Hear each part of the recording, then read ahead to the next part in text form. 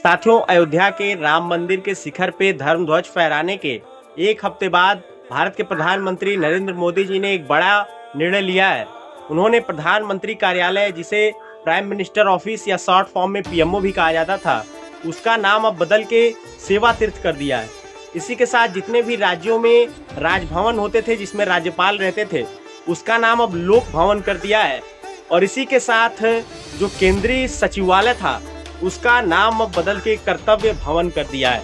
साथियों, ये कोई पहला मौका नहीं है जब प्रधानमंत्री नरेंद्र मोदी जी अपने देश से जुड़ी संस्कृति के नाम पे इन सब चीज़ों का नाम रखे हैं। उन्होंने हाल ही में राजपथ का भी नाम बदल के कर्तव्य पथ कर दिया था।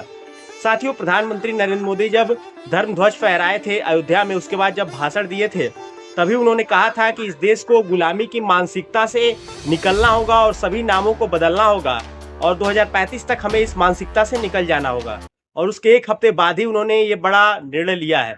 साथियों, ये बहुत ही अच्छा एक सकारात्मक कदम है। ये बहुत पहले हो जाना चाहिए था, क्योंकि हमारे संस्कृति से जुड़े नाम ही हमारे देश के सभी सरकारी या गैर सरकारी स्थानों के होने चाहिए। उसी दिशा में एक सकारात्मक कदम है। साथियों, भारत के प्रधानमंत्री नरेंद्र मोदी जी ने भारतीय नेवी के झंडे में भी अभी तक ब्रिटिश का एक लोगो रहता था, उसे भी बदल के उन्होंने शिवाजी के नाम पे कर दिया था और एक सकारात्मक कदम वो भी था।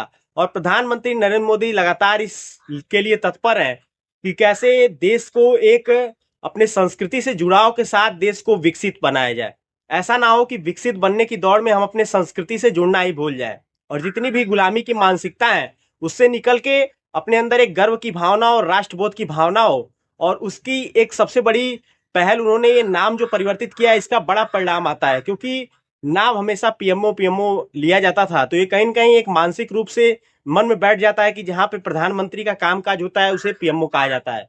लेकिन कोई भी सरकार लोकतंत्र में आती है तो सेवा भाव से आती है, तो अब उसका नाम सेवा तीर्थ करके उन्होंने एक बहुत ही अच्छा और सकारात्मक कदम लिया है, तो इसकी खैर प्रशंसा करनी चाहिए। आपका क्या विचार है, आप कमेंट बॉक्स में जरूर बताइए।